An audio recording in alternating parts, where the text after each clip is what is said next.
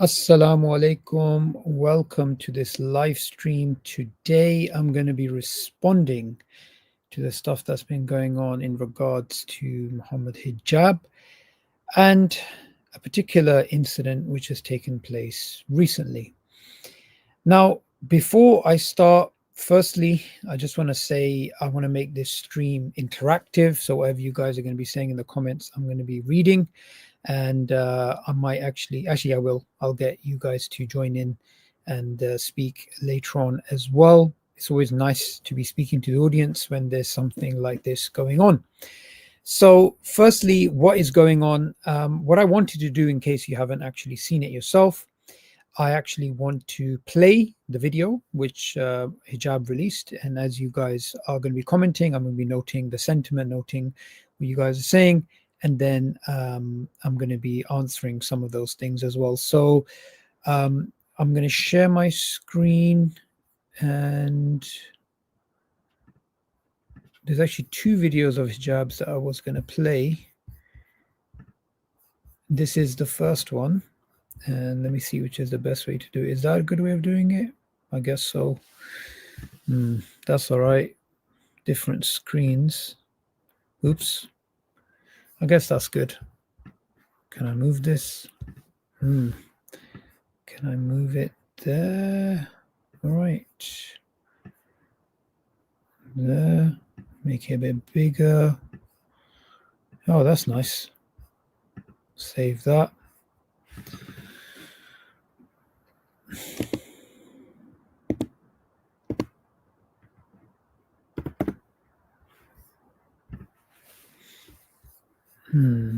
Okay.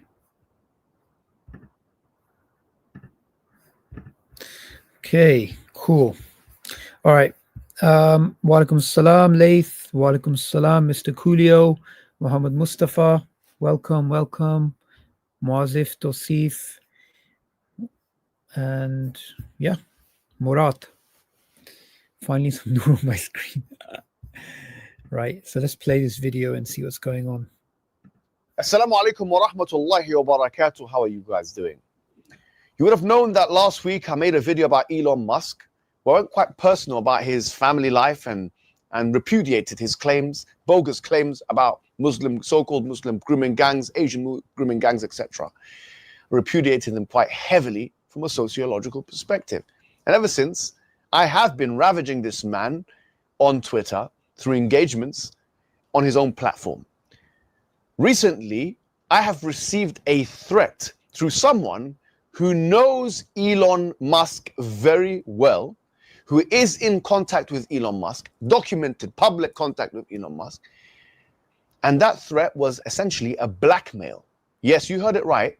I was blackmailed that if I do not stop attacking Elon Musk, that I will be framed for a crime I did not commit.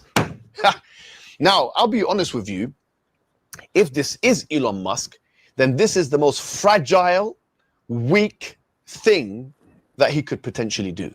Come to a person, Mr. Freedom of Speech, who's attacking him on his platform, and come to that person and try and threaten him through blackmail if it is Elon Musk. But this threat went a bit further than that. Okay, so before we get into it, like Hijab mentioned, we don't know for sure if this is Elon Musk because it came through someone that he knows and someone that has a verified relationship with him. But hypothetically, I'm just saying hypothetically, if you are going to threaten someone, if you do it directly, that's too bait. You're going to get caught out. So the way to do it is actually through a middle person, and there's plausible deniability there. So it's pretty, I mean, let's just put it this way. The chronology is suspicious because Hijab put up a video a few days ago about, Elon Musk was going on about grooming gangs and completely misrepresenting the horrific situation which has happened. And it is a horrific situation. It's a crime. It's an evil, vile actions which have been happening all across the UK, and it's been happening for decades, and it involves all communities. The vast majority of the people involved in these crimes, like well over 80%, 88% or whatever it is, are not Muslim. It's we don't want to make it into a race thing, into a religion thing, none of those things. It's evil men doing evil things. All victims are equal. You can't say that, okay, because they're victims of perpetrators who are of color, therefore these victims are more important than these victims. That doesn't make any sense. It doesn't make any sense at all. But anyway, Elon Musk's father groomed his own stepdaughter, and there's some really disgusting things that have happened in that family. So right after this video is released a few days later, he received this threat through a person who is known to have a relationship with Elon Musk. So, I mean, think about it. If somebody made a video about your family, and the video's done well, I mean, what's the views on that video? 151,000. And obviously it's on Twitter, it's on other places. Why wouldn't people just look at that and think, what the heck is this? So the chronology is very sus. Something's not adding up. So we can't say for sure it's him, but from a circumstantial point of view and from what has been said, it's pretty concerning. And the pattern of behavior is just getting worse over time of Musk, apart from this particular incident. And I wouldn't, someone who's a narcissist, who, if you see a documentary on him, you'd know what sort of person he is and how petty he can be. It's not out there. It's a plausible threat.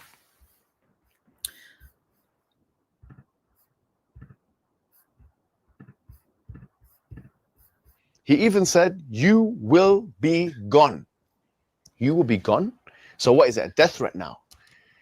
If this is Elon Musk, and I have to caveat that because obviously it's through an intermediary, a documented intermediary who does know who that is, who I will not be revealing right now. You might be asking, why are you not revealing it right now? I'm going to protect the identity of this conduit, of this intermediary. I'm going to protect the identity of hitherto what I shall refer to as the informant. Henceforth, I will refer to this individual as the informant. But I've got all the receipts. Oh yes. And those receipts have been sent to multiple sources with the strict instructions not to open them now so as to breach the confidentiality of this individual, but that if I get arrested in any country, that this will be revealed. And or if we decide it's in the strategic interest of the Muslim community at large, I have the discretion to reveal this information at any point in time. So I put myself in a position of control and decision making at this point in time. And that's why these kinds of bogus threats, whether the conduit or the intermediary or the informant. So that's a good move. Who these people have been notified, these people who are going to be making videos exposing what's been going on.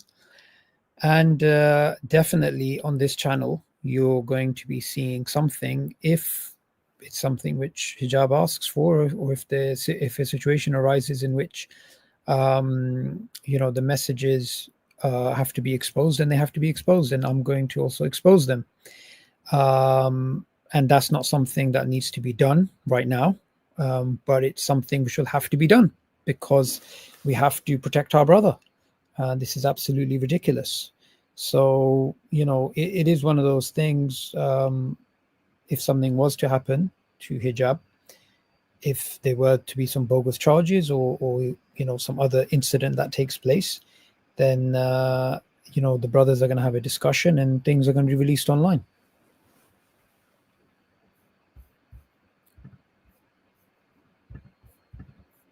Tried to do it for their own purposes, and or if they did actually do it through instruction from Musk, are nonsense. And you should know, analyzing the profile of one Muhammad Hijab, you should know that actually Muslim people like myself, who believe in what I believe in, will not be deterred or perturbed or rattled by threats like this. If you know my profile, you know that I'm not going to be rattled by things like this, because we believe in Allah, and we believe in at-tawakkul, which is the idea of the reliance of God, the reliance and the trust of God.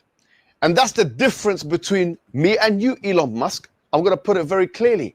What makes us superior to what you have, which is money, which you think will grant you immortality, as the Quran mentions, يَحْسَبُ أَنَّ مَا لَهُ أَخْلَدَهُ, that he thinks that money has given him immortality, is that what I have, unlike what you have, cannot be stripped away from me. Allahu Akbar. You know, this is any threat you face in life, that is the attitude you've got to have. The attitude of a Muslim is not to cower under pressure. The attitude of a Muslim is, if you're suffering and I'm suffering, I hope from Allah what you do not hope for. And when you put your trust in Allah. You do not be scared of the circumstances you face, the reality of life, the difficulties of life, the challenges of life. And, you know, if anything, these types of pressures, think of it like a bird that's flying, the Muslim bird that's flying, when it hits a tornado, when it hits a storm, when it hits something difficult, some barrier, some storm, it just goes higher. It doesn't go lower, it goes higher. It becomes tougher. It adapts to the environment. That's what a Muslim does. So may Allah protect him. And he's definitely got the right attitude, and that's the attitude we should all have. Possessions, money, health can be stripped away. But faith and Iman cannot be stripped away. Even if you amass all of the armies of the world, the American army, NATO, England, this, that, try and threaten Muhammad Hijab. Yes, you could take his life. Yes, you could imprison him, take his freedom, but you can never take his faith. Takbir! Why can't you never take his faith? Because it's impossible from a logical perspective to pry into my heart and to take that faith away from me. So this is the problem and the challenge that you will find of threatening a person of faith, especially the Islamic faith, who believes in martyrdom, who believes in seclusion with God, who believes that so long as they have faith in God, that they will be okay.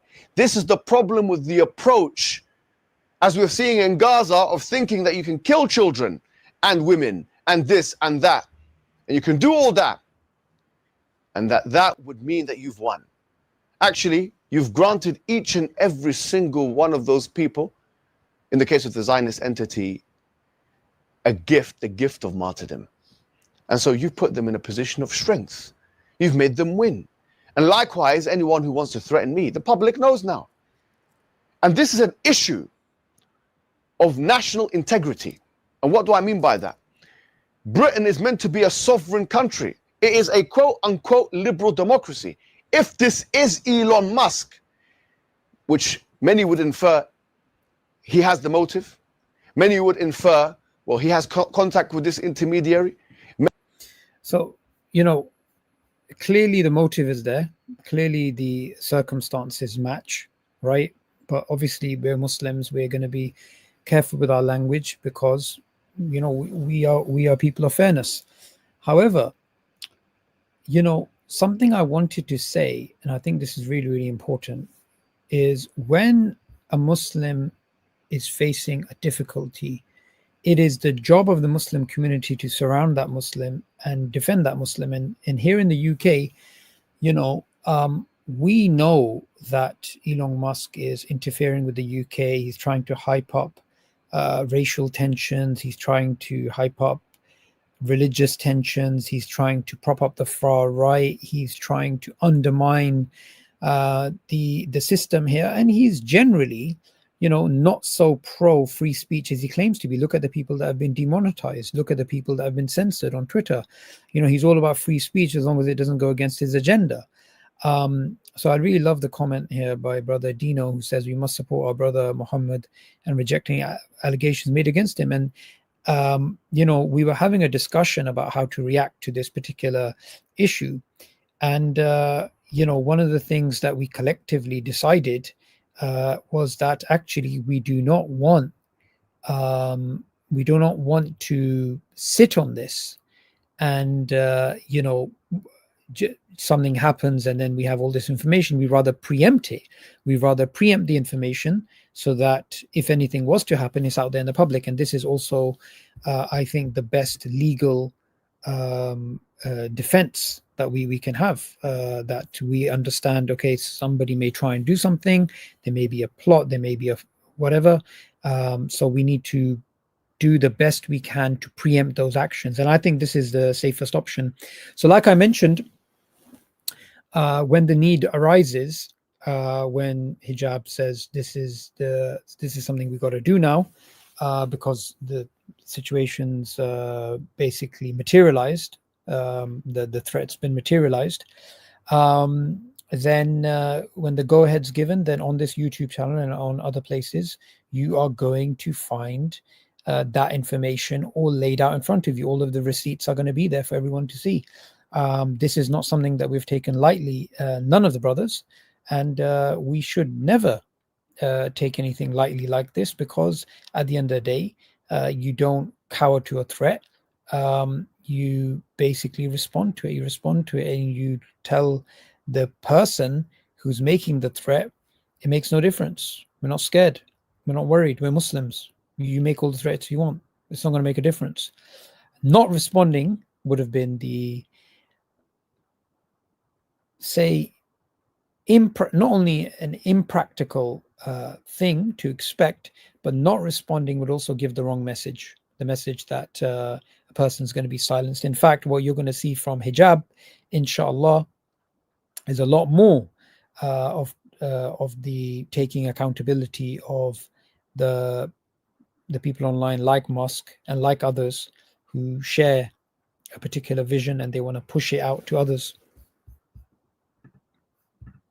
Many would infer to him, if it is Elon Musk doing these things, then this threatens the sovereignty of this country. It threatens due process, the entire legal process in this country. You've actually created, if this is you, one of the biggest scandals in recent history in Britain.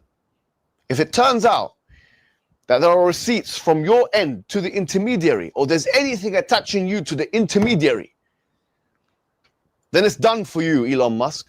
Then you're finished, Elon Musk.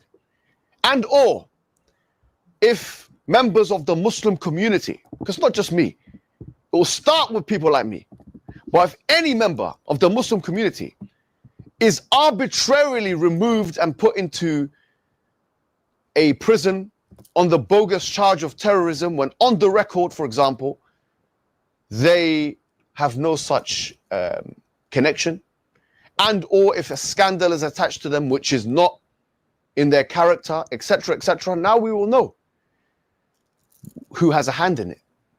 Now we will know people are threatening us from outside because they can't handle the pressure that we're putting on them, because they're little narcissists, because they're insecure, because they've got an insatiable need for validation, because they have no faith. They're hollow from the inside.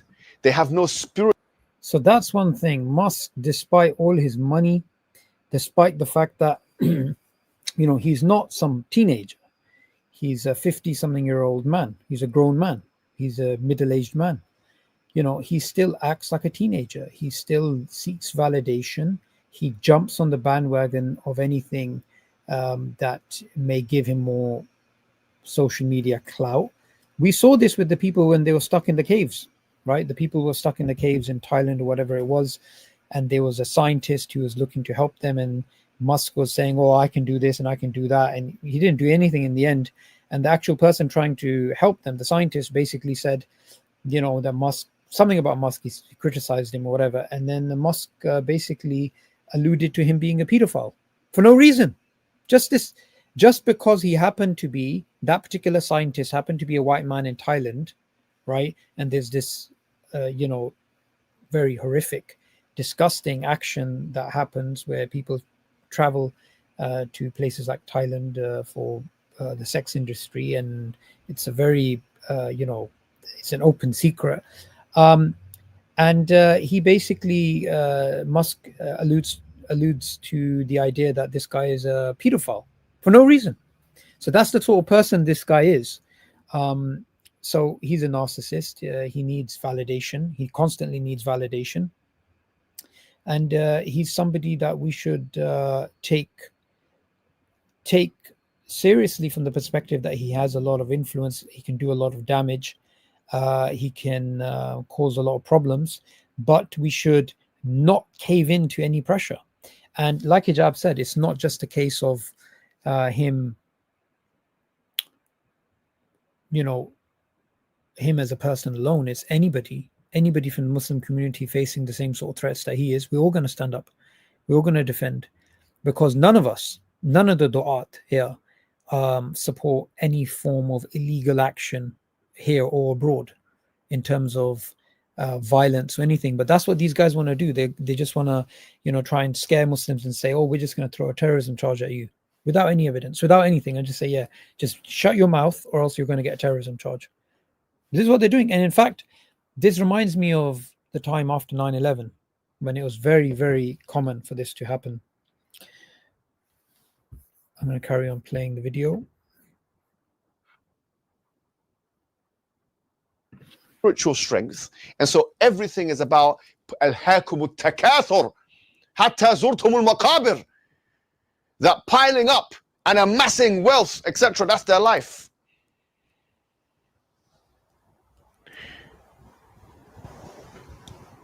And so I will conclude with the following: that the public knows, the people know exactly what I've just said today, and I will keep in my control and through my discretion the receipts from what I receive.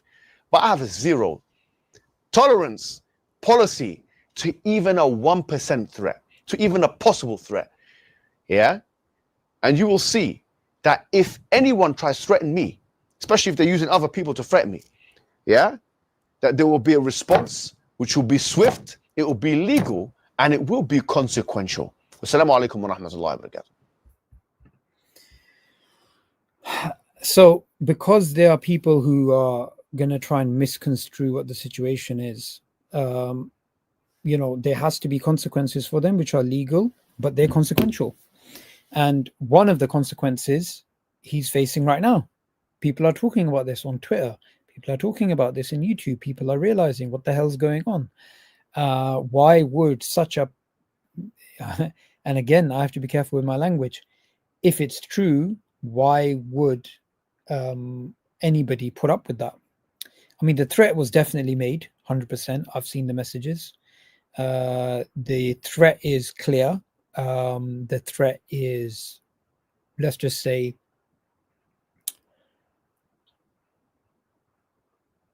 credible from a circumstantial point of view, because Musk, the video about his dad came out a few days earlier. In fact, what I'm going to do, I think, is I'm going to share that video. It's a good video to share.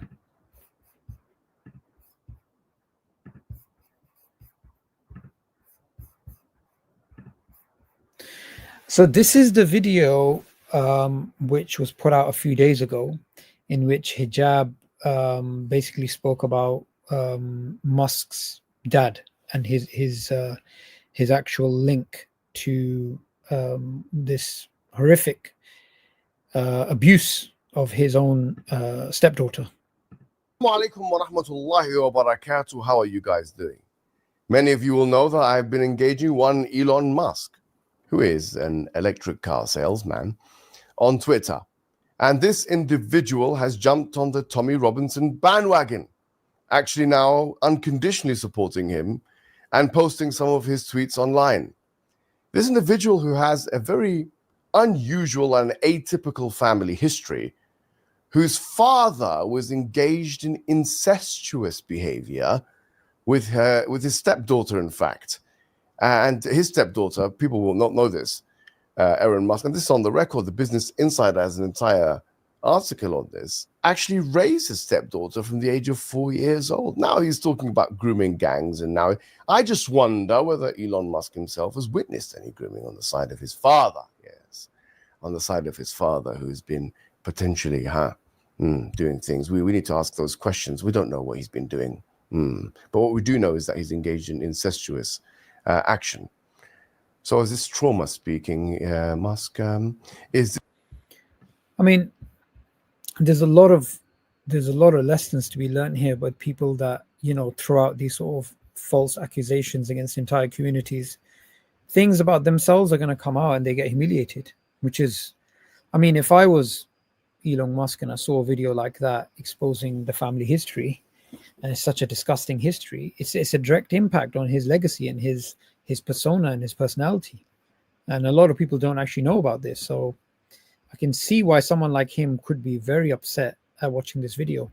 Is this trauma speaking from you, or is it something you witnessed, or have you been groomed yourself? These are all questions, I think, which are legitimate psychological questions that people are going to be asking now, considering the overcompensatory behavior, the erratic meltdown type behavior that we are witnessing from you on Twitter, where you're telling this person F you, and you're telling this other person, hey, you're deleting your tweets sporadically, and I catch you out, and I catch you out again with your statistical.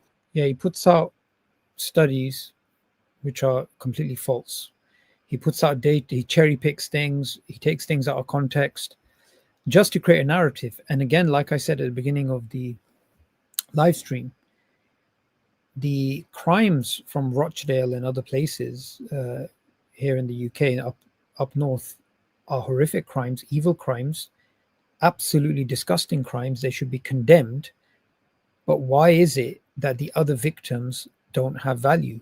The majority of these crimes, the vast majority of these crimes, are not being done in Rochdale and in other places that have been highlighted. They've been happening in this country for decades and decades, going back all the way to the Victorian era, in people, you know, growing up in particular communities and adults which are supposed to be taking care of children instead abusing them. It's been happening for so many years. So it's not to do with religion, it's not to do with race, it's just to do with the evilness of people. That's all it's got to do with. But to try and turn it into something else and twist the statistics and belittle the victims, which are whose perpetrators are not Muslim, because those perpetrators are non-Muslim, you don't want to highlight those. Musk is playing a very silly game, and it's looking quite ridiculous for someone that's not already blinded by hate. Errors, sociologically inept man that you are, or academically, because you're a dropout, aren't you?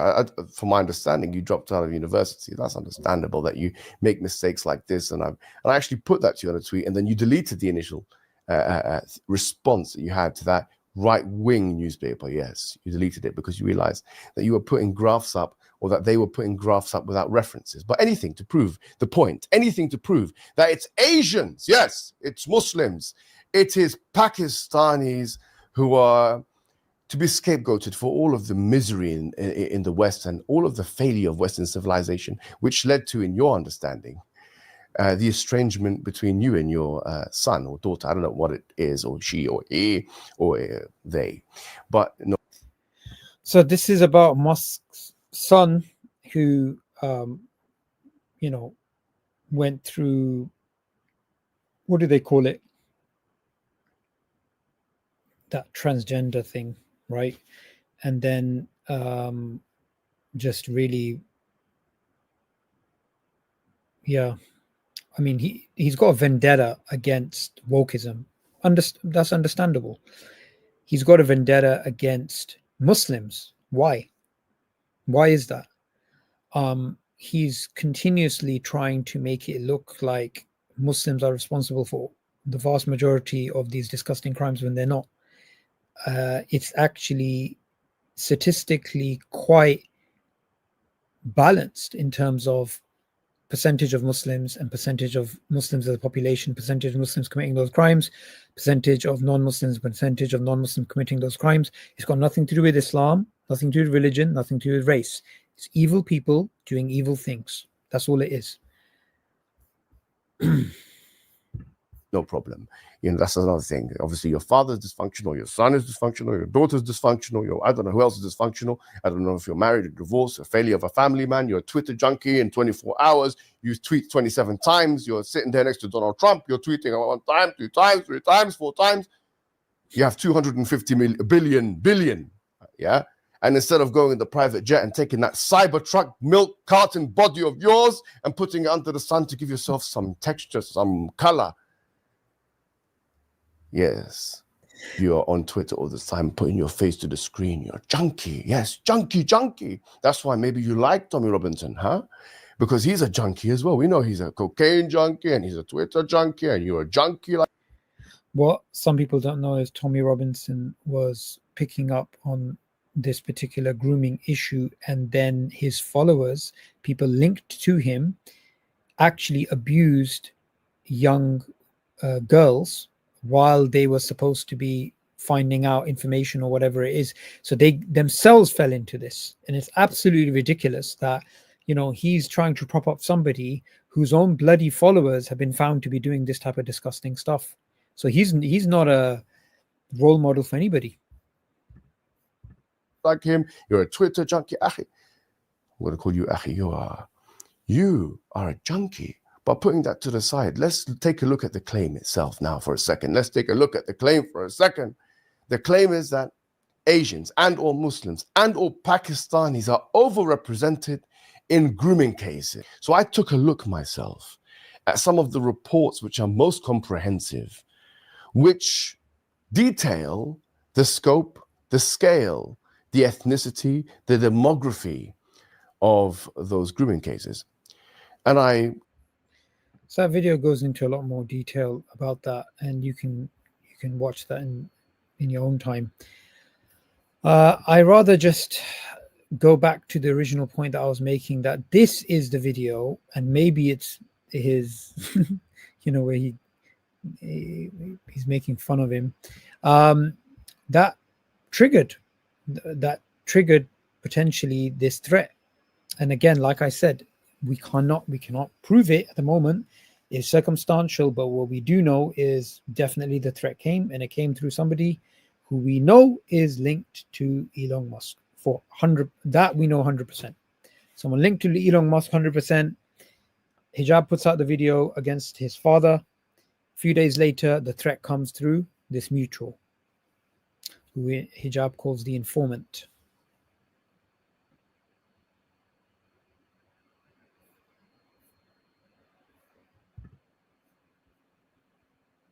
Elon is being exposed by many prominent social media activists as the most sensitive snowflake ever. He's not for free speech. He bans, removes check marks on X for those who barely hurt him.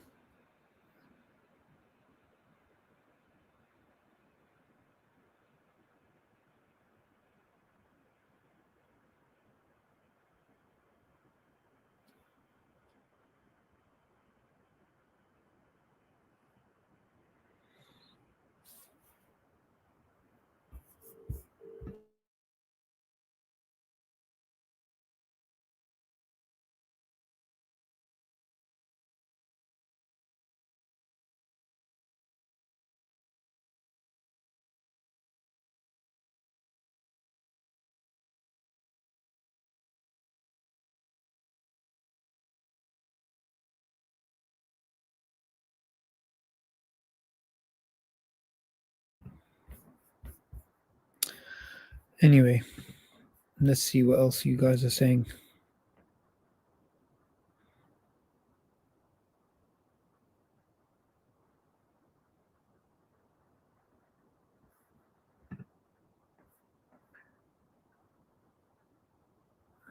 Yeah.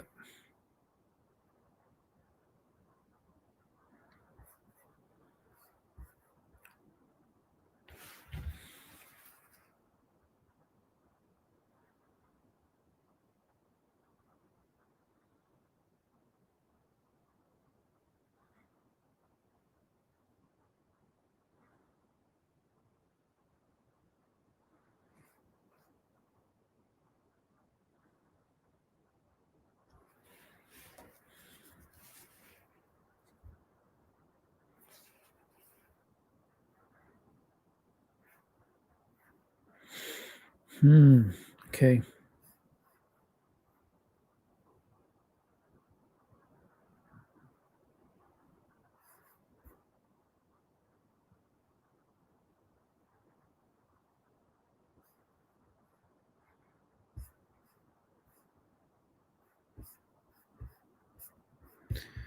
I'm putting out the link.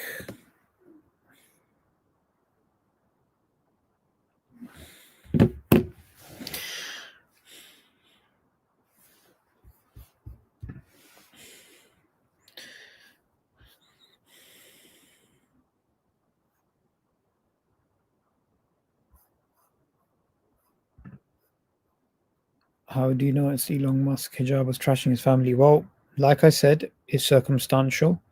The threat definitely came. It came through somebody who Elon Musk knows, and it came a few days after Hijab released that video. And he wasn't trashing his family; he was exposing, the double standards. Here you are talking all about, oh, this evil, that evil. Well, why don't you deal with evil in your own family first?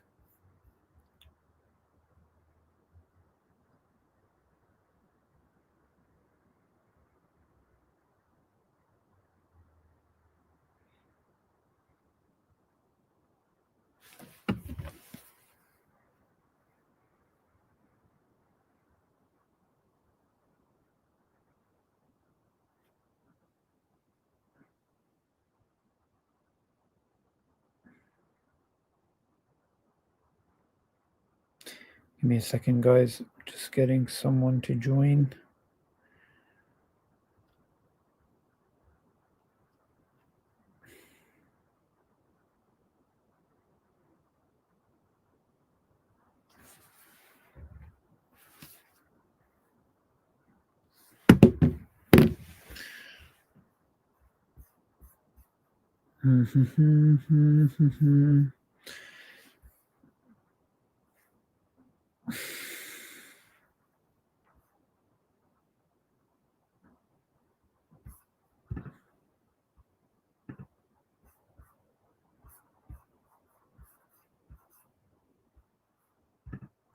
Cybertruck milk carton body. Imran, are you there? Assalamu alaikum. Walaikum salam. How come I can't see you? I Hey. can't put my camera on right now. Yeah, so do you about the situation, what I did is I updated the audience. I said a threat came through somebody who we can't say for sure is Elon Musk, but Elon Musk knows the guy. And also it came a few days after Hijab put out that video saying that, Elon Musk's own father groomed his stepdaughter, and then he's got all this other weird stuff going on in his family. So circumstantially, there's a motivation, obviously. But if you are to threaten someone, if you're such a big public figure, you're not going to do it through, yourself. You're gonna do exactly, you're gonna do exactly what happened with Hijab. What do you think? Yeah, absolutely. Look, as far as motives are concerned, we can see it's quite blatant. Hijab, mashallah, I think rightly so, has been criticizing Elon Musk on Twitter and social media, and he obviously doesn't like it. His very delicate nature is quite apparent whenever anyone criticizes him. So that's there. Obviously, we know that Hijab also made a video on him, in Hijab's style, mashallah. So there were some strong words and examples used, but the point is quite it's sound, bro. Look, all of this nonsense that they're pushing out there. First and foremost, let's talk about what's been going on about grooming gangs and specifically linking them to Islam and Muslims. This is pathetic, bro. Anyone that's looked into this even superficially knows that this is a universal problem. It's a despicable act. It's something disgusting. It's something that should be condemned. And as Muslims, we strongly and vehemently condemn such actions. That goes without saying. But the real problem is that this is a universal problem, meaning that there's people from all different cultures and backgrounds that are engaged in this despicable act. It's nothing to do with Muslims in particular or specifically. Yes, there are some Muslims or supposed Muslims that are from a Pakistani background or an Asian background that have committed such acts. But there are also white people that have committed such despicable acts. And if you look at the statistics, one could argue that they are in the majority. And However, yeah, I yeah, want to add something about that. The entire framing of this, the way that Musk has done it and the far right has done it, to make it white versus Muslim. And the fact is, that doesn't make any sense anyway, because white people are Muslim too. yeah, But it's gotten it, or so basically, it's like, trying to say the majority of the crimes are being done by the Muslims, but it's not. And then some Muslims may say, well, majority is you guys, and you guys have a problem, but then that becomes into a race thing. And this is the exact sort of race baiting the far right has been doing for decades. The narrative that we're pushing out is nothing to do with race, nothing to do with religion. If yep, in fact anything, look at Christianity, look at Islam, right? These two major world religions, they ban sex outside marriage. They ban rape. yep, They ban, in the case of Islam, alcohol is totally banned. In the case of Christianity, being drunk is a bad thing. So yep, the raping and the drinking and the drugs and whatever's happened in the Catholic Church, whatever's happened in madrasas, whatever's happened in Rochdale, whatever's happened with the BBC, that guy who got caught, Jimmy Savile, it's all evil, and they're all equally evil. Likewise, the abuse that's happening in China, the sexual rape of the Uyghur women by the Chinese Communist Party, that's documented. That's been going on for a very, very long time. So the fact is, whether it's atheists in the Chinese Communist Party, whether it's the Soviet Union, whether it's Muslims, whether it's Christians, whether it's Jews or atheists or agnostics or black, white, brown, whatever, it's a universal problem. that's the point. Yeah, That's because they're trying to make this into a race thing, and we refuse exactly. to make it a race thing. Yeah, and that's exactly what Hijab and others, Ali and all the brothers have been trying to highlight and point out to people, that this framing, it has a specific agenda behind it. There's no truth to the claims. Can you keep speaking? I just need to make a phone call. Yeah, go ahead. Why not? That's what you got me on, bro. So you can make your phone call, mashallah. But anyway, I just think, look, the motives are there. Obviously, he's been going at Elon. We know Elon's temperament. He is quite sensitive when someone attacks him. So the point is this: look, if such threats have been made by Musk to Hijab through a third party, this is absolutely pathetic, and it's childish, and it's disgusting, and it just highlights, that these people, they will do anything to maintain their image. And I think the video Hijab made was good. That's the best way to deal with this and address this. And I think he did a very sensible thing, not naming the third party. I don't think it's essential to highlight who that middleman is or middlewoman is, because the point right now is to highlight that this is what's been done, and this is good from a protection standpoint for Hijab as well.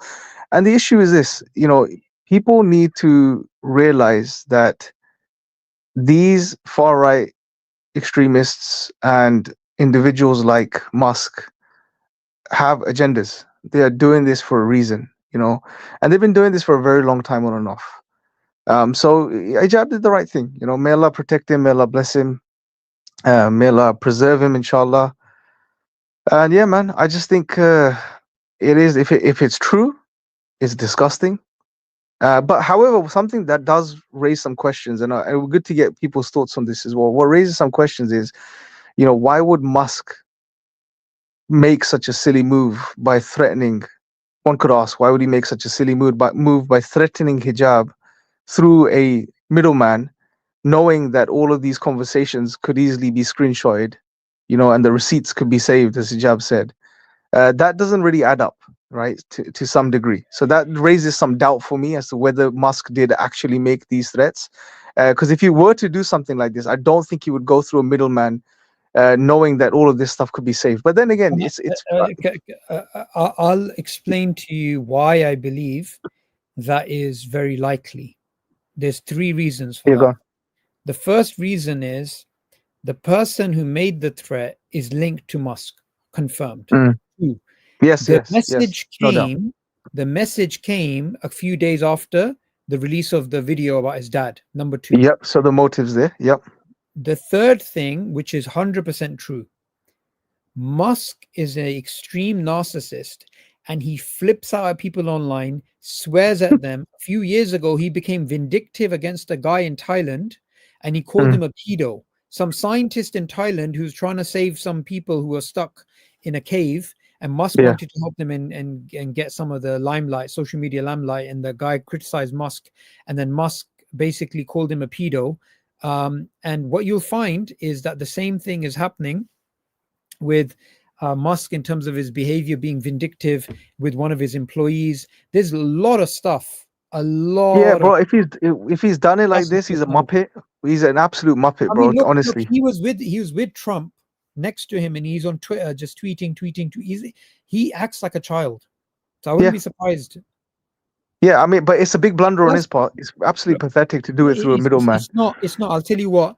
It's completely deniable from his perspective if he did it. It's actually a brilliant move because there's literally no evidence.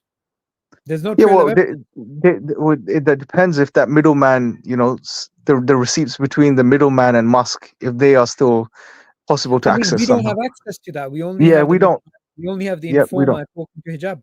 That's it. Yeah, yeah. So yeah, I guess it makes sense from that perspective. But look, either way, if it did happen, and it seems like all the things are adding up to suggest that that may have actually happened, it's pathetic, bro. It just shows, how childish he is when it comes to this stuff.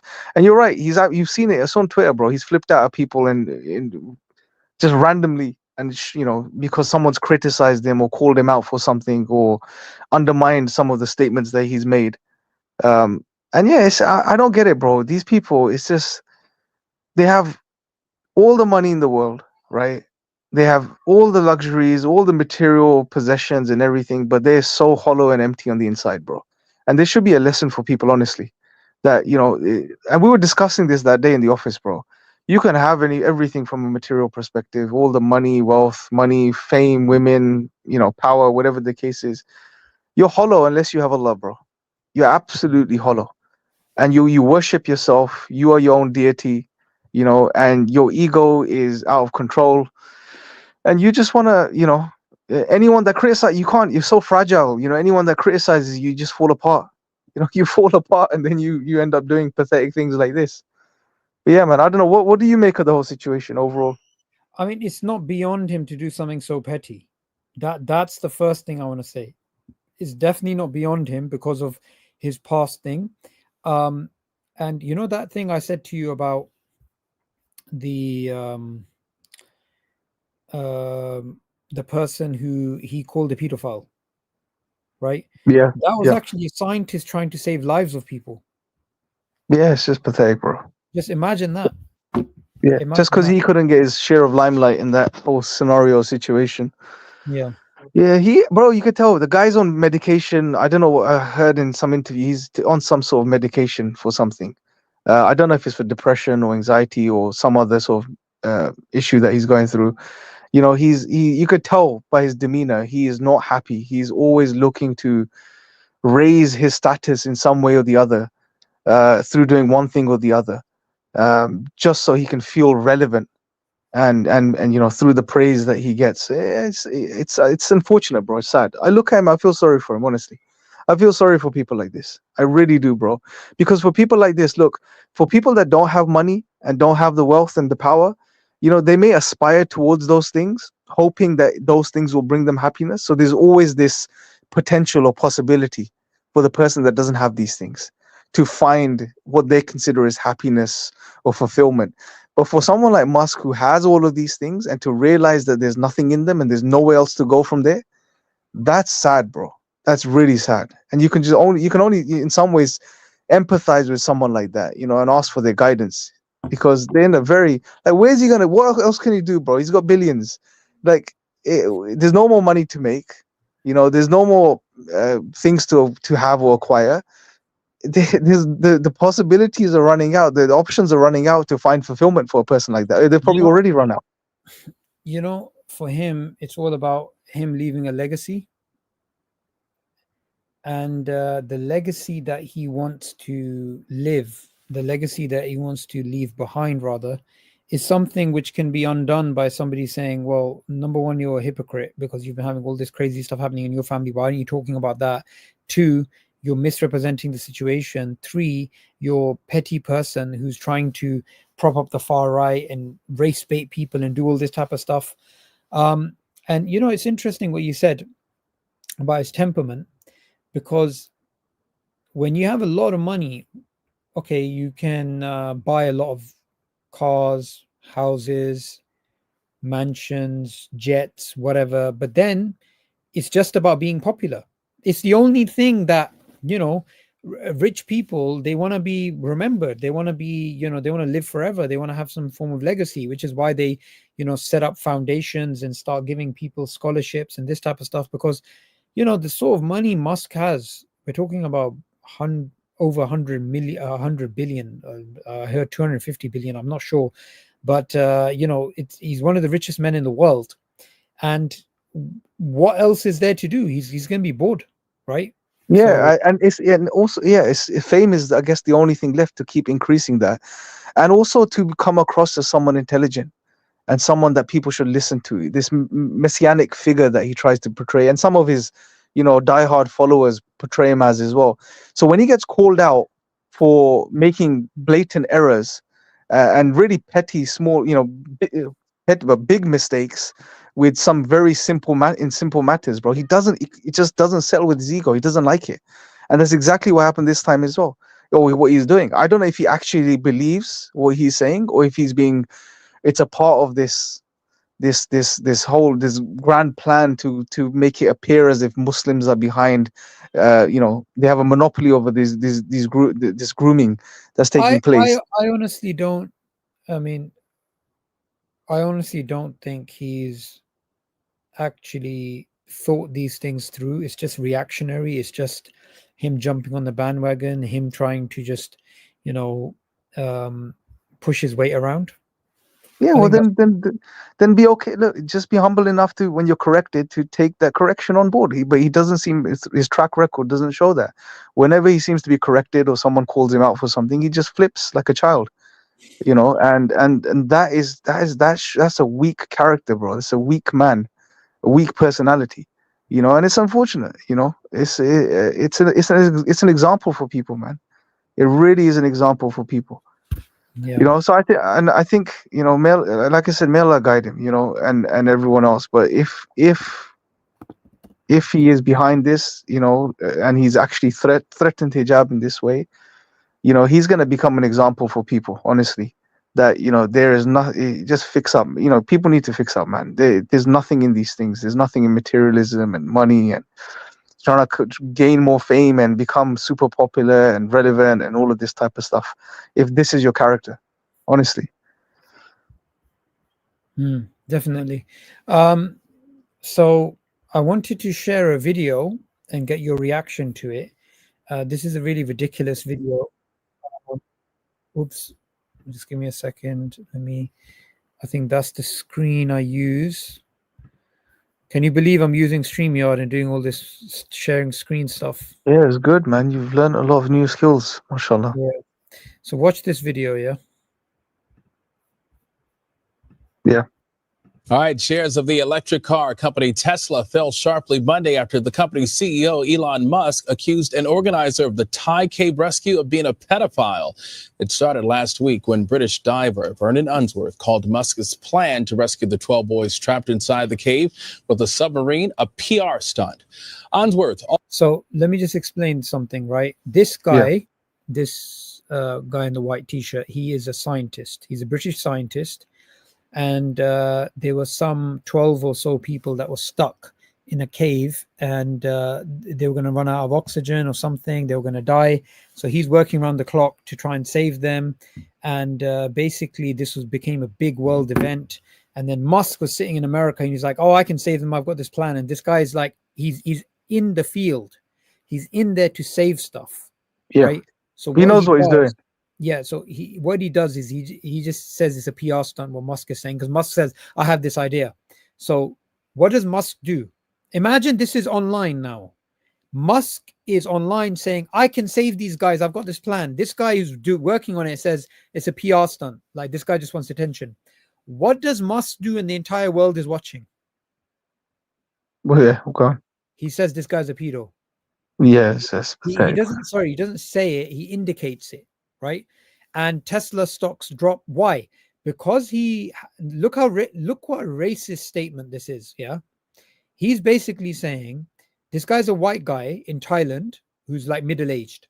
Mm. And because there's white men who are middle-aged who go to Thailand to abuse children, it happens. Yeah, right? yeah. It's very, very sad.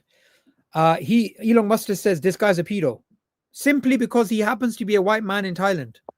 That's racist. That is Yeah, of course racist it is. towards white people. Yeah, of course it is. And it furthermore, it highlights, the agitation and the frustration that Musk has, that he's snapping because he's being called out for something, and again, it seems like then it just proves the point, doesn't it? If you react, if it's not the case that it was a PR stunt, then, show the evidence. What's your plan? Speak to the guy, if you're being told by an expert that your plan is not going to work, then just try to explain. If you really believe in it, try to explain why it would work instead of going on and just calling someone, or suggesting someone's a pedo.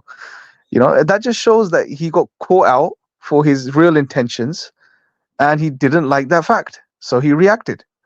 And it's pathetic, man. Honestly, Absolutely. it really is pathetic. Also told CNN that Musk could stick his submarine where it hurts.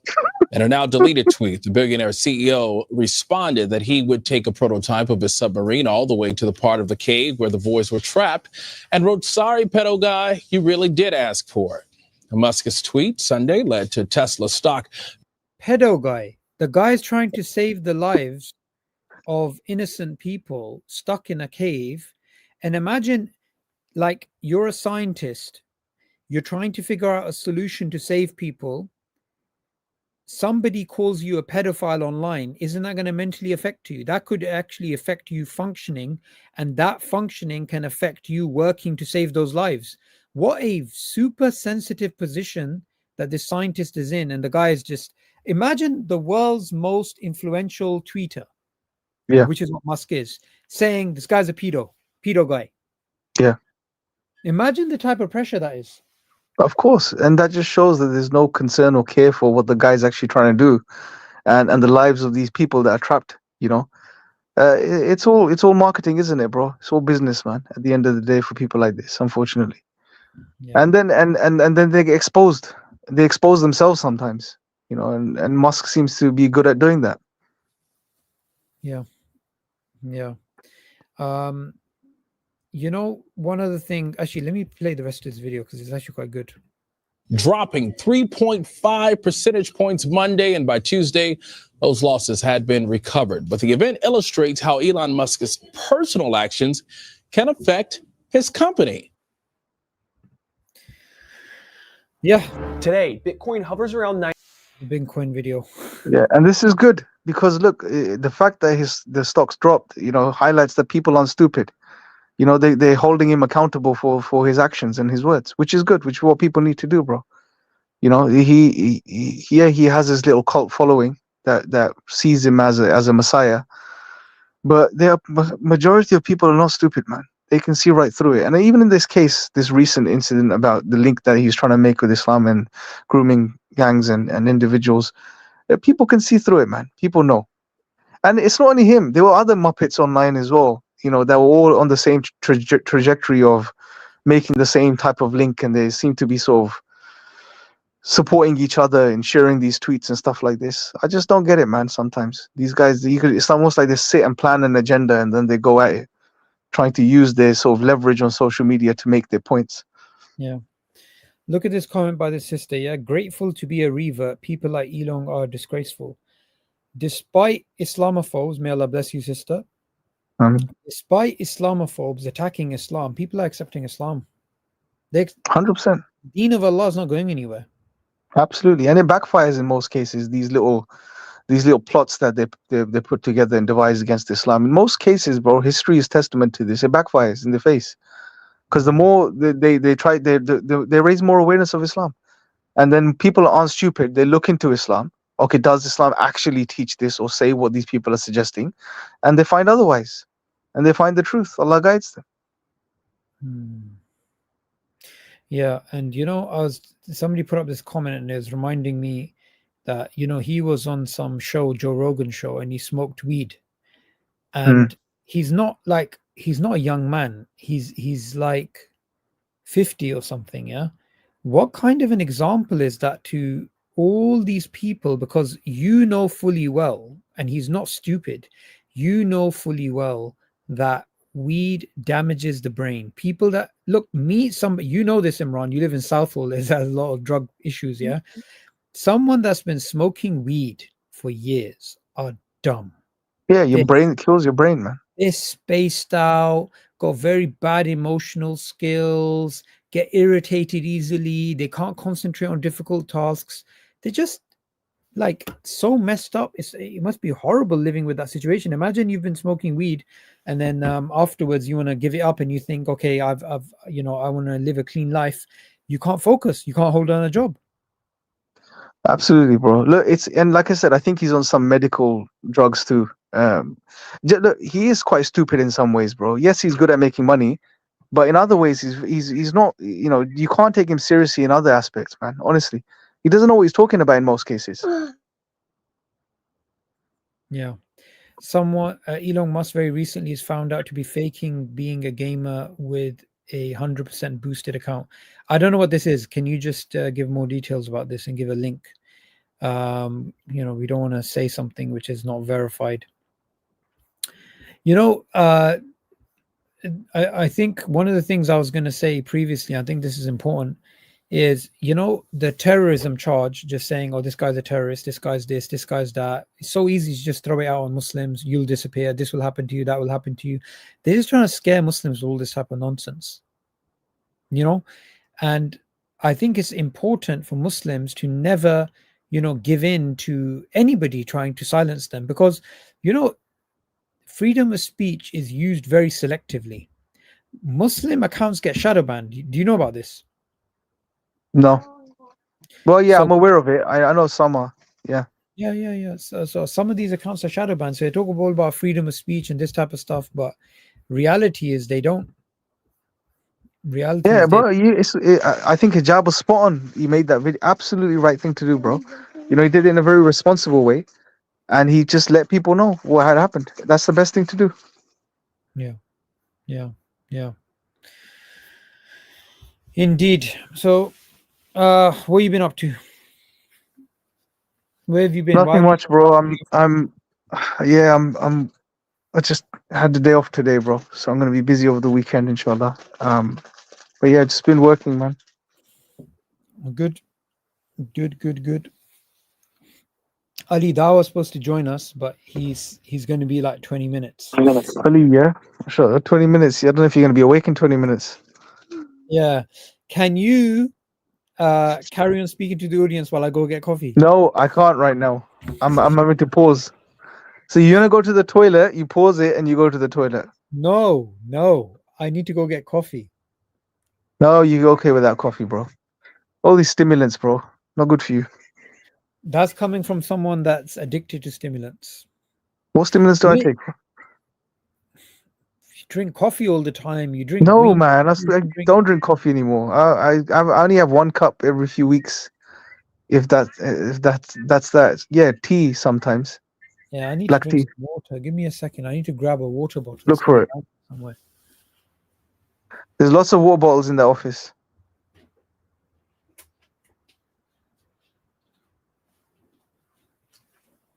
Musk is good. He's actually good for something. What's he good for? He's good for reminding us, that you can have everything, but you're still going to be completely, unsatisfied. Like he doesn't have meaning, bro. He doesn't have purpose. There's videos of him online where he talks about this. What's the purpose of life, and he's questioning this and something he thinks about.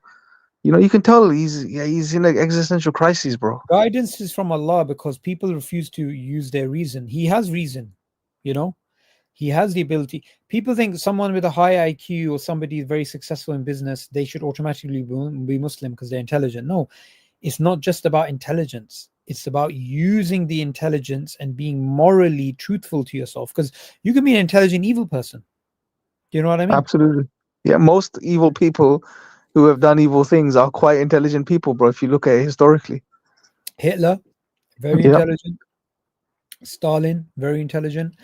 We hear a lot of very good stories about, such nice things about this quote from Einstein, that quote from Einstein. Einstein was a horrible person. He was horrible to his wife. Really? Yeah, I man. didn't tell me about this, bro. I've never heard about this. You didn't. I know you have this thing about diving into famous people's private lives, but yeah, go ahead, man. So, funnily enough, I mean, Darwin actually was a very respectable husband, and he was a very nice guy.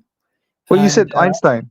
yeah, no. But I'm just trying to tell you, I like you said, I like looking into their lives. You looked into all of them. So Darwin was actually a really nice guy, but Einstein was not a nice guy. I mean, look, how okay, this is important. If we take the Islamic lens, right? The Islamic lens is the Prophet, peace be upon him, said, "The best of you are the ones who are best to their wives." Okay. Yeah. This narration. Now, this is something we can apply to as a criteria. Here, the Prophet is referring to Muslims, but as a criteria of people's behavior. Let's first look into the philosophy of it and then apply it. Okay. Why is the way that you treat your wife a benchmark for how you are as an individual? Number one, you're dominant over her. Now, feminists and others may say, "Oh, men are not dominant, women are dominant. Look at me, I do boxing." I saw this feminist, and she had this boxing picture. Shut up! Like, come on, this is ridiculous. Yeah, absolutely stupid. Yeah, like, just understand this analogy for a second. A man is physically stronger. A man can beat a woman. So a man has that power. He's in a powerful position financially, physically, societally. So why is it that the best of you are the best to their wives? Because you can be on the best behavior with your boss because he's stronger than you. He's in a powerful position. You can be nice to the guy next to you in the gym who's hench, who's on roids. Yeah. You can be nice to, this other types of people. Who don't you have to be nice to? The waiter. Who don't you have to be nice to? The homeless person. Who don't you have to be nice to? Some poor child. So the fact is, if you choose to be nice, you're being nice not because you're scared of something. You're being nice because of that's who you are. Now, with your wife, you're in a powerful position. So if you're horrible to her, that is the real test of who you are, because you're not going to be horrible to your boss because he has power over you. So if you're nice to your wife, it's because you're dominant, but you choose to be nice. Also, you've heard of the statement, familiarity breeds contempt. You're with your friends, you're really nice with them, you're fun and this and that. Go on a 1 month road trip with your friends and see how you kill each other. See how you start shouting at each other. See how you start getting angry at each other. You're stuck in a hotel room with 11 days with no windows. Or sorry, the windows don't open, and you're stuck in a hotel in Canada with the same guy for 11 days. Yeah. And he makes you work. Bro. Is that right, Imran? You're reminding me of horrific memories, bro, from back in the day. Canada trip. Anyway, yeah, you get my point. So now the best of you are the ones who are best to their wives. Okay, we get it. Einstein was horrible to his wife. He had these rules for his wife. She can't talk to him unless he talks to her first. And he had all this horrible stuff, and he actually cheated on his wife. And he got married to another woman. As a person, a lot of people, they try and make us look like this guy's a nice guy, that guy's a nice guy, this guy. No, it's not true. It's not true. Some of these people just turned out not to be nice at all. Gandhi was racist. You know, they try and make Gandhi look like some sort of really nice guy, racist guy. What's the other thing I was going to say?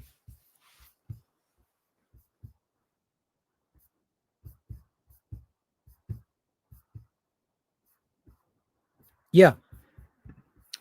He's not the only one that's been putting out these types of statistics and to try and make Muslims look bad.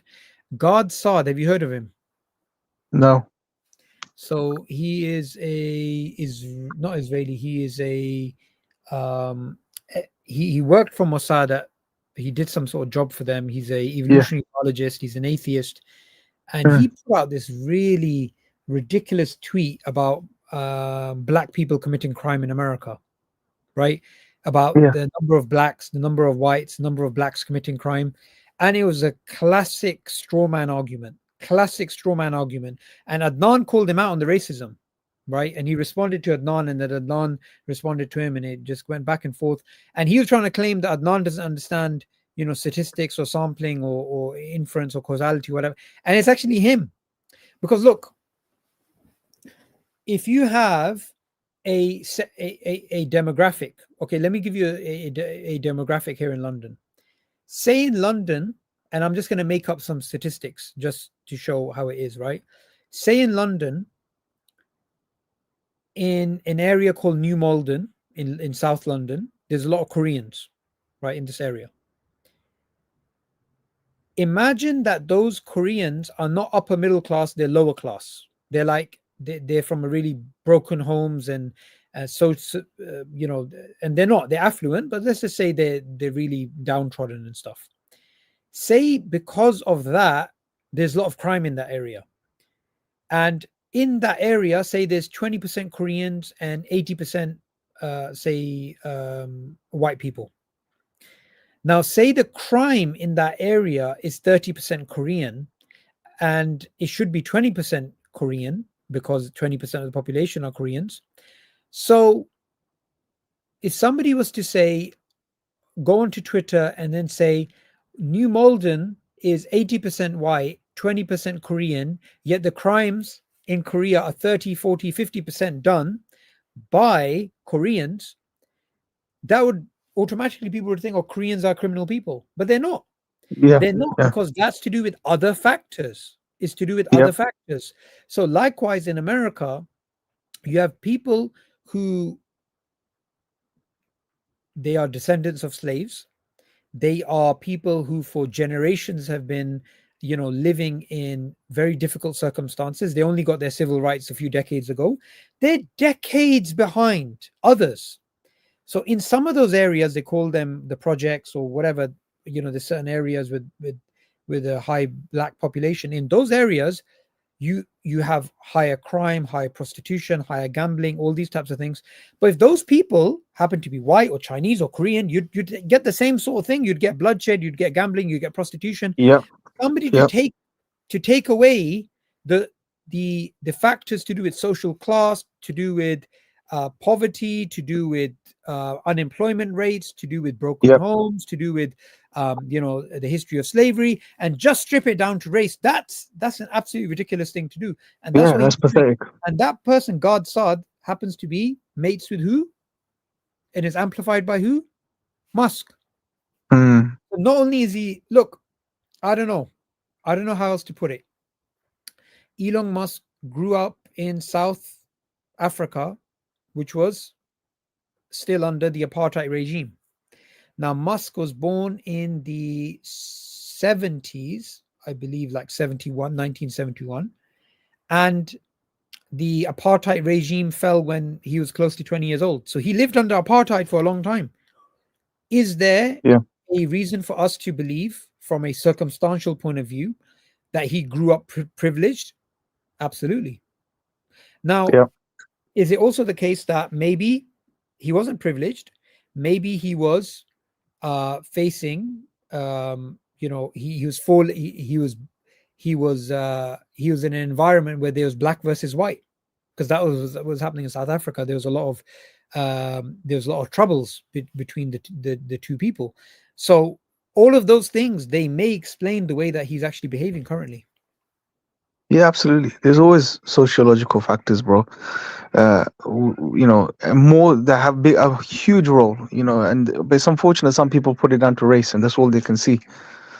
Pearson as well. I think Pearson himself was also sharing the same type of nonsense recently. Really. The Yeah, thing is, they, it's all jumping on a narrative, but sacrificing your own reputation. Because people don't forget when Peterson said, give them hell," right? He just thought yeah, he was putting up a tweet. He regretted that afterwards yep, because all these people turned against him. And the other thing I wanted to say, isn't it convenient? Isn't it convenient that this horrific crime, because it is a horrific crime, this grooming stuff is a horrific, disgusting crime, that it's been selectively, I mean, there's been selective outrage. So we're only going to, Musk and all of his supporters, we're only going to speak about the crimes being done by this segment of society because that fits their narrative, not overall society, what's happening. And it happens to be at the same time that the state of Palestine is absolutely being destroyed and tens of thousands of people have been killed. So occupied Palestine is going through a genocide. And let's create a distraction. I honestly think that's what's going on here. I yeah. honestly Because think that, that's what's going on. They're talking about they care about children, but yeah. people being children being sexually abused in Israeli prisons. Musk is not talking about Oh that. yeah, bro. That it's blatant Rape, the way they rape they all. caught on camera, rape caught Yeah, on camera, which was leaked and covered by some Israeli news channel, and then people rioting in favor of the rapists. yeah, And the funny thing is, we have the Hindutva online attacking Muslims when India is the rape capital of the world. It's known by everybody. So yeah. It's all contradictions. it's like you find the Zionists, the Hindutva, the far right, all with their own problems far worse than what they're saying against others, and they've all made an unholy alliance. Absolutely, bro. And a lot of people online, by the way, I have to say, a lot of people online, Muslims, Christians, Jews, even irreligious, atheistic people, Hmm. they see this is there is something going on here. It's not there is an agenda. Yeah, I mean, for those that want to see, they see it's very blatant, bro. It's right out there. The genocide continues in Gaza. It hasn't finished. It's not over. Yeah, but these people don't choose to speak about this at all. You know, um, Whereas they selectively find these issues or supposed issues that they construct. They find it important to speak about these things and put these out. They obviously there's reasons behind why they're doing this and why they're all jumping onto the bandwagon, and there's other things going on behind the curtains with these guys. There's some of it's economic, some of it's power related. It's unfortunate, man. That's what the world's come to. Just look at the people in power, man. Honestly, and that tells us the state of the world that we live in today. Honestly. Yeah. No, Sister Mariam said something interesting. They used to do it to my crowd. All Irish are terrorists. Now they're targeting Arabs and Muslims. And obviously we don't condone any actions that the IRA was involved in or anything like that. But if you actually look at the situation in Ireland, right? If you look at the famine, which could have been prevented, in which so many Irish died, so many had to migrate, and you look at the occupation, you look at the replacement policy of filling up Ireland with parts of Ireland with English people, and you look at the discrimination and the so many crimes of the state and people being imprisoned for years and years and years. Then some segments of Irish society took up arms. Now, I'm not justifying them taking up arms and killing people. I'm not justifying that. I'm not justifying that, in those actions, people, civilians were killed. Of course not. We condemn that completely. We condemn any of those illegal actions. However, the same thing that they were doing to the Russians, making them all evil during the Soviet Union, the same thing they did with the Irish, all Irish are terrorists. You know, this we're talking about in our lifetimes. In the 90s, I remember, you know, it was so big, the whole IRA thing was so big, and the same thing's happening with the Muslims now.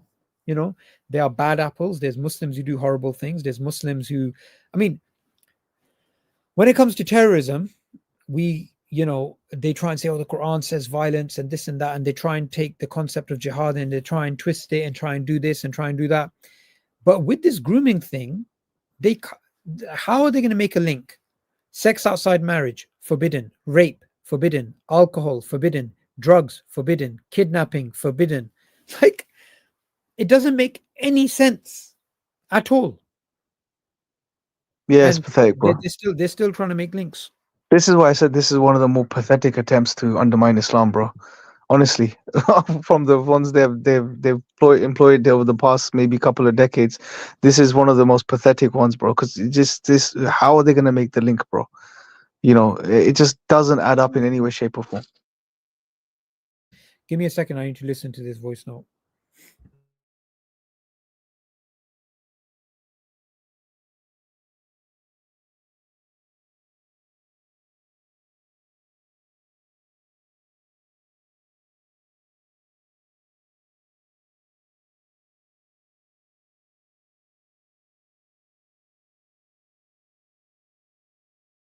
Islam, are you there, Imran? Imran, where you gone? Yeah, Hello? I'm here. I'm selectively here. Where did you go? I'm here, bro. Where's Ali? He's got a Quran class. Allah. Let's end it. Let's end it. Your final thoughts on the issue. So here's my final thoughts.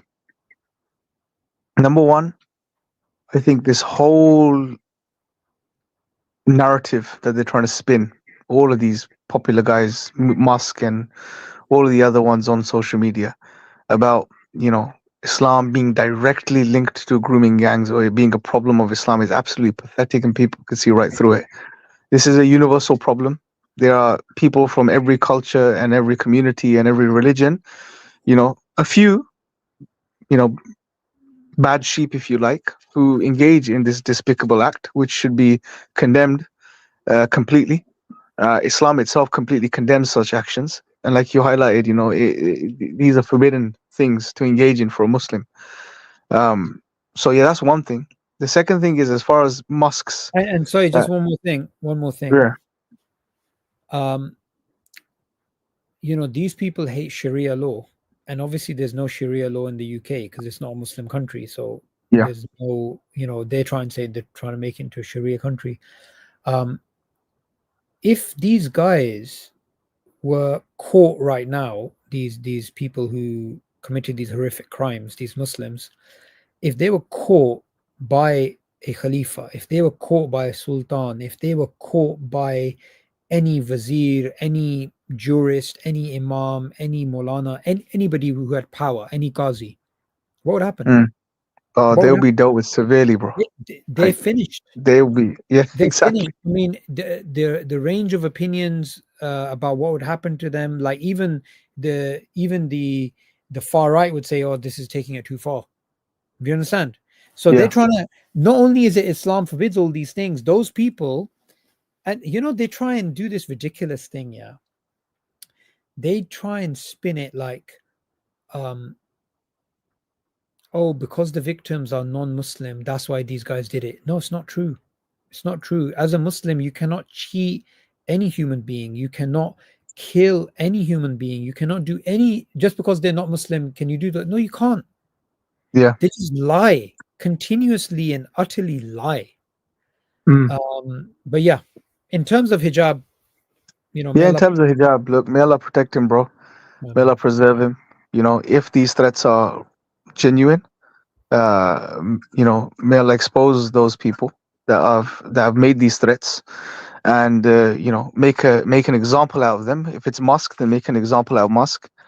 And I think hijab did the right thing. He put it out there. He let people know what's going, and he did it in a very responsible way, bro. I really, you know, commend him for the way he did it. He didn't mention the middle party, gave them that respite, may Allah guide the middle party. However, it's he did the right thing, bro. He highlighted it, and if it actually happened, it's absolutely disgusting and it's pathetic and it's childish, and honestly, if you're Muslim and you follow Musk, even if he didn't do it, if you're Muslim and you follow Musk, reconsider following Musk. Basically, he's not the type of person you want to follow. He's the type of person you want to pray for and ask Allah to guide, because he is not an example. Yes, he has the money, yes, he has the wealth, he has his SpaceX and he has his Tesla, but come on, man, it's like it's unbelievable. It's absolutely unbelievable that somebody who clearly knows that what he's saying is nonsense, because he's not stupid. yes. If he wanted to, I think he is. I think he is quite dumb in some respects, bro. Like, he doesn't learn. He's made these errors continuously over the past couple of years. Like, he would every now and then he would say something absolutely ridiculous, but he doesn't learn, or he doesn't want to learn. And when he's called out, he gets frustrated and he throws a tantrum like a 5-year-old. That's not a person you want to follow and look up to, man. Honestly. Yeah, so yeah, just pray for the guy, man. Honestly, he needs help. Honestly, he needs help. You can tell I don't watch Musk's stuff a lot. Whenever I've come across some of his interviews and stuff, and you can tell the guy is in a dark place, man. He's struggling in some ways personally. You can tell it's on his face. Yeah. So yeah, may Allah guide him, man. And he should, if he's done such a thing as making such threats, he should really reconsider this for the future, because especially you don't mess around with Muslims, like this, and you shouldn't mess around with anyone. But if you threaten a Muslim like this, that Muslim's not going to go down without, putting up a fight. So let's be. He promotes this whole free speech thing. Yeah, Twitter is supposed to be this platform. Come on then, yeah. If you're being called out, this is a hijab exercising his free speech. He's correcting you. He's helping you out. He's trying to make you a better man. So instead of throwing a tantrum, you should say thank you to hijab. You should thank him for it. You should praise him for helping you. You should, even if you don't do that, you should correct your ways, correct the facts, and speak the facts and get rid of all those tweets that you've made about this, this nonsense you've been putting out. Absolutely. But yeah, man. Jazakallah khair, Imran. Take care, man. May Allah bless you. See you in the office Monday. I'll be there tomorrow, inshallah. All right, brothers and sisters, assalamu alaikum wa rahmatullah.